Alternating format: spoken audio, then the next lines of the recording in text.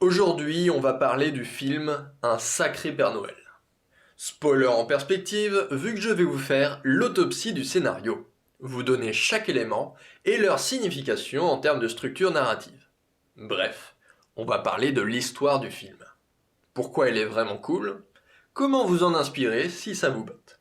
Spoiler alerte, donc.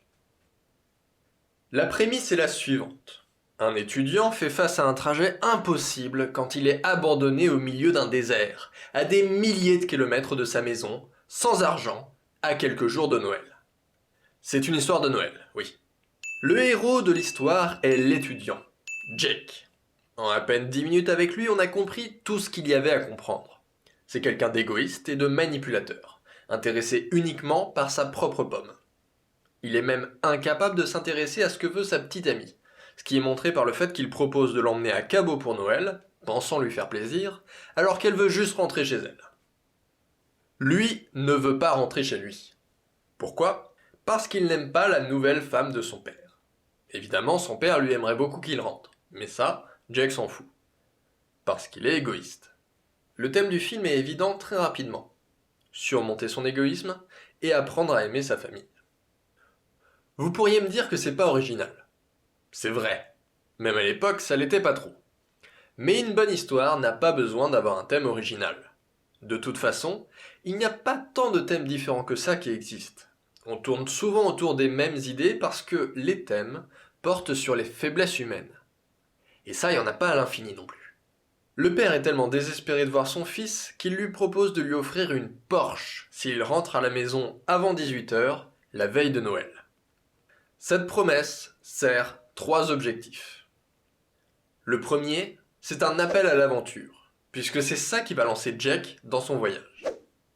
La deuxième, elle permet de fournir un compte à rebours, qui permet de mettre un enjeu derrière chaque événement, chaque perte de temps, chaque action de plus en plus désespérée de Jack pour atteindre son objectif avant la fin du timer. Le troisième, elle annonce la fin de l'histoire. On sait que le personnage est égoïste. La représentation de cet égoïsme est le fait qu'il ne veuille rentrer chez lui que pour obtenir une Porsche. Dès lors, l'histoire ne peut se finir qu'avec Jack, qui d'une manière quelconque refuse la Porsche alors qu'il pourrait l'obtenir. C'est le seul moyen, dans ce contexte, de montrer qu'il a évolué pendant le récit. Si vous demandez quel est l'intérêt d'un film dont on devine la fin dès le début, sachez que c'est très souvent le cas.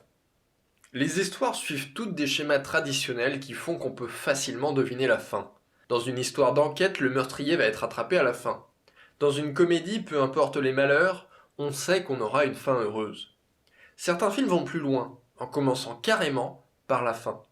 Parce que l'important ce n'est pas tant où on va, et d'ailleurs lorsqu'on écrit une histoire c'est pas le plus compliqué à trouver, l'important c'est comment on y va.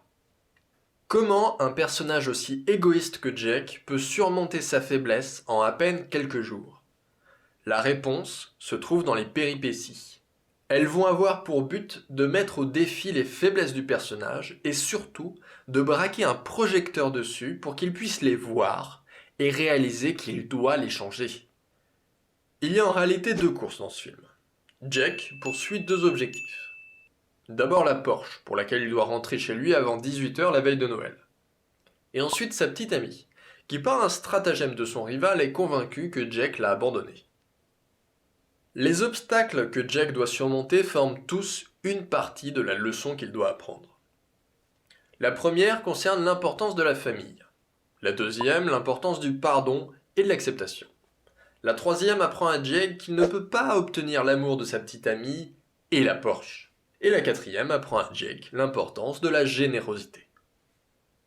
Ce n'est qu'au bout de ce périple que Jack parvient à montrer son amour à sa petite amie, qu'il arrive chez lui à 17h59 et décide d'attendre qu'il soit trop tard.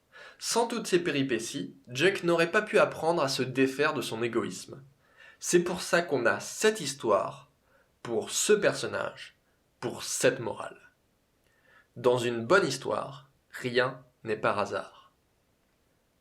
À la fin, on a même une preuve qu'il a appris le thème de l'histoire, lorsque son père lui propose de quand même récupérer la Porsche, malgré son retard, et qu'il propose plutôt de passer les Noëls suivants à travailler ensemble dessus. Je ne dis pas que cette histoire est parfaite, Mais en tout cas, elle atteint très bien son objectif avec seulement quelques incohérences et quelques gens très bêtes par-ci par-là, notamment dans un certain bus. Évidemment, cette histoire aurait pu prendre une autre direction, décider d'être plus originale. Mais ça n'aurait pas été satisfaisant, parce qu'en tant que spectateur, on a certaines attentes lorsqu'on voit certaines histoires. Et si ces attentes ne sont pas respectées, on risque d'être déçu. C'est pour ça que lorsqu'on décide de renverser les attentes du spectateur, il faut s'assurer de quand même lui donner ce qu'il veut. Une fin à ce film dans laquelle Jack restait aussi égoïste qu'au début n'aurait pas été satisfaisante. Mais on aura l'occasion d'en reparler.